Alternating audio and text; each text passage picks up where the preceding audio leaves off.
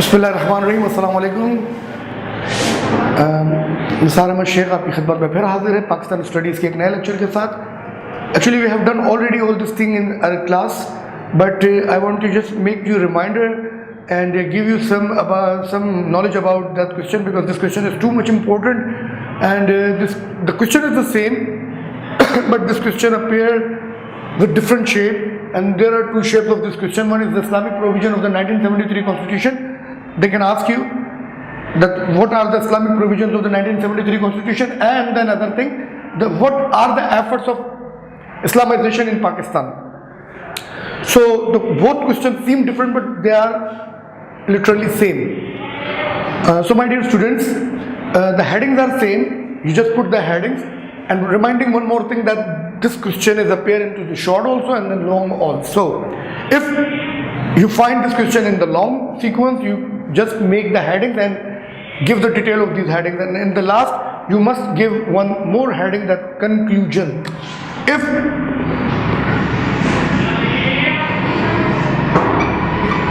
you find in long,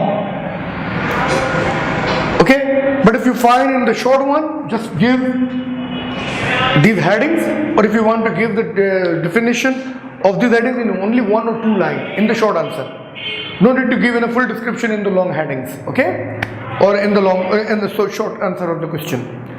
So now I am going to go at the very first one, that what are the efforts of Islamization in Pakistan. It means he's asking you, the examiner is asking you about the efforts what are going on here in Pakistan for the increasing of Islamization, or inclusion of Islamization, and then that Islamic provisions of 1973 constitution, both are the same things, okay. So now let's start. If the question is Islamization, efforts of the Islamization in Pakistan, then you just reminding one thing, that objective resolution is the base, or in the base. Objective resolution. What are the objective resolution? Objective resolution is the base of our constitution. All three constitutions are depending on this objective resolution. What we have in objective resolution: the sovereignty belongs to Allah. Prime Minister and President of Muslim must be Muslim, and the Islamiyat is compulsory. Islam is the core religion of Pakistan. So in the terms of the efforts of Islamization in Pakistan, you must have one heading here, that objective resolution is the base, or in the base of any constitution. And if you make this thing, and if you make sure this thing that it is in the base, or it is in the initial ways, so it is very easy to understand that Pakistan is going towards the path of Islam. The second thing is that Qadiani declare non-Muslim. Let me inform you that who is the actually Qadianis, or what is the Qadiani, the theme of the Qadianis, or the secrets of the Qadiani. Qadianis believe that the after Prophet, the prophethood is still continues, and after Nabi Pak Sallallahu Alaihi Wasallam, they believe that the prophets are still coming, and they believe until the day of judgment, that they are saying that there is no any stoppage from the Allah, that the prophethood is continued. So according to the 73 constitution, in the 73 constitution, it is clear that Qadianis are non-Muslim, because believe in the last prophethood of the Nabi Pak Sallallahu Alaihi Wasallam is our faith. If you find anyone, or if you think that anyone is prophet now, or recent, or upcoming, this is the fake things. So according to the Muslim, Qadianis are non-Muslim, and in Pakistan, in the constitution also 73, that Qadianis are non-Muslim. And one more thing, this is also a massive effort that we declared Qadianis that they are non-Muslim. Understood? Got? Then the Hudud Act. What is the actual meaning of Hudud? Hudud is an Arabic word that means limitation. Okay? So if you think about the limitation, we only just think that something concerned about the ladies, or any woman, or like women march yesterday before, you have seen that. So no my dear, this is not that thing. You can say, but it is not completely that thing. Hudud means, according to the Islam, if two persons are witness for any case. For example, if someone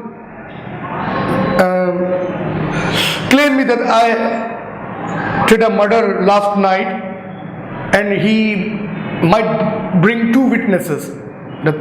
These two are, the two male genders are, the witness of that case.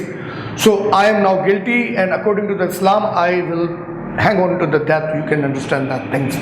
So this is the one thing is hudud, when somebody claim you and give the witnesses. But one more thing, hudud is something like for the women, you can say that. So they have equal rights of the man, and if there is no one to give their witness of for the woman, the cruelty made on the woman, so they can go to the court and claim that person that he is making me disturb, or the case of the harassment or other things or other sort. Okay, then zakat ek reformation. The reformation means to reschedule it. Actually, zakat is the farz in Islam, you can say that, and it is a duty to pay the zakat. But most of the people take out their money from the bank because they don't want to give their transaction by the banks. They do not believe on the banks. So what should we do? In 1973 Constitution, the government announced or introduced one thing, that you just fill the form that to whom you are going to pay the zakat, the data of the person from you are going to give the zakat, and now it is the database system of zakat. It is necessary to give zakat. It is not necessary to give zakat by the banks. So they reformed this act in 1973, and this is also the effort of Islamization in Pakistan. Then the Department of Awqaf. What is Awqaf? Awqaf is a department who looks after the religious places like mosque, Imam Bargahs, and the shrines and the tombs. They are so valued in Islam. So in 1973, the government just established one department looking after the matter of the mosque. What are the matters of the mosque? To provide electricity in masajid, to provide press mats or water supply or any other things. And sometimes there's some constructive problems there in the shrines or the tombs and the masajid. So it must need to repair them. So government take hold of these cases in the Department of Awqaf, and Department of Awqaf does all these matters which are concerned with the masajid and the shrines and the tombs. Okay, so I hope you people understand that what is the meaning of the Department of Awqaf and what are the functions of the Department of Awqaf. And the one more thing is that Islamiyat compulsory or the Islamiyat compulsory. The Islamiyat compulsory means Pakistan is a state of Muslims, Islamic state. We get freedom by the name of Islam, and Pakistan is also the fort of Islam. Pakistan is called the fort of Islam. So Islamiyat is the base thing, and government should have to promote the Islamic ideology and Islamic studies and education to the entire nation. Else that non-Muslim, if someone asks that, sir, are the non-Muslims also? No. Non-Muslims are not applied for these things. So Islamiyat is compulsory for the Muslims, and obviously Pakistan is an Islamic state. So after this one, the educational policies had got some change, and just they make sure that the Islamiyat is in the classes like secondary classes and the intermediate classes, and also the graduation level also done things. Then the zero interest banking, taking interest or doing the work of interest or doing the business of interest is like a war against Allah and the Rasul Pak Sallallahu Alaihi Wasallam. So in 1973 Constitution, we urged that or to prepare an Islamic system of the banking where the profit and loss both are seen there, and it is discouraged the interest banking and start a new concept of banking which is called the Islamic banking. Nowadays you can see that Faisal Bank and Al-Falah banks, and there are lots of banks for doing Islamic way of banking there. And one more thing, as a term of zero interest banking, that not only the bank but also to discourage the business of interest, where the one person give you some money and they are also putting on interest on your money. So it is also discouraged in Islam. So in Pakistan this effort is also going on.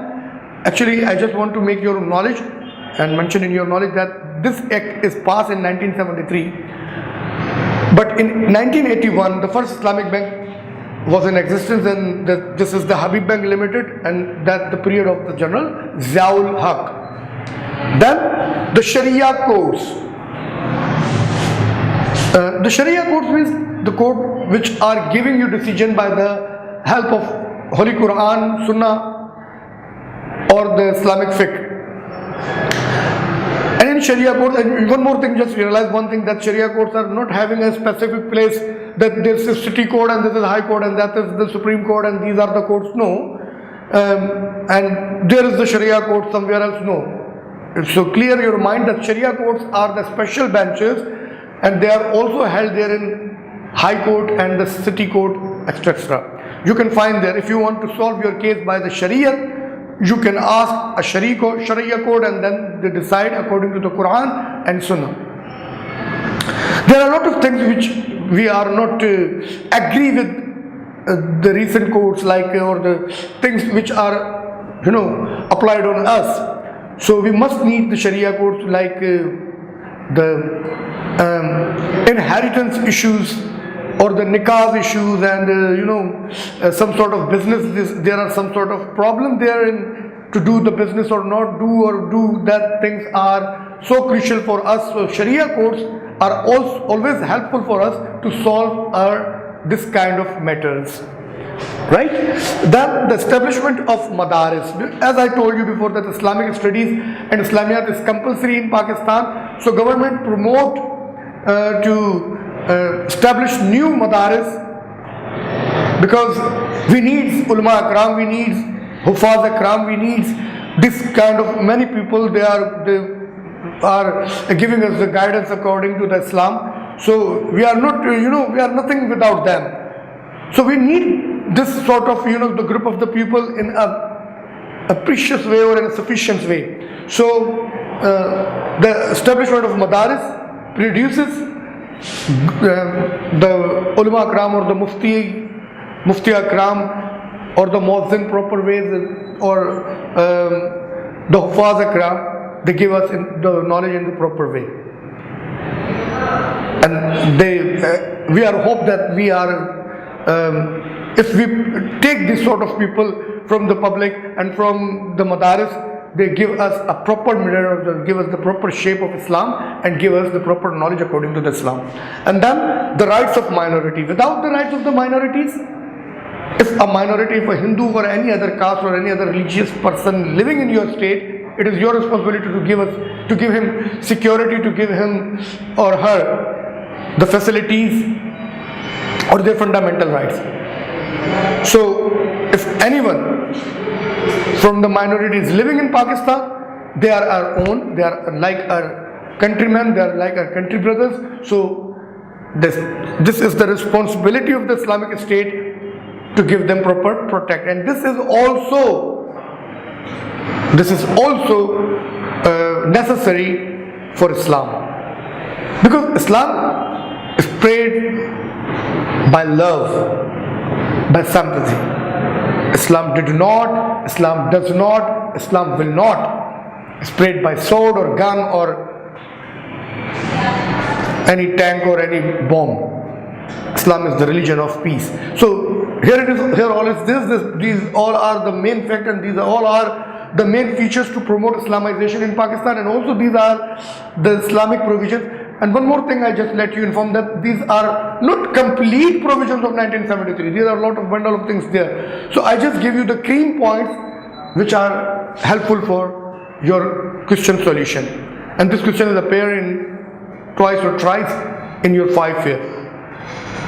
So all about this today. It's all over. Thank you very much.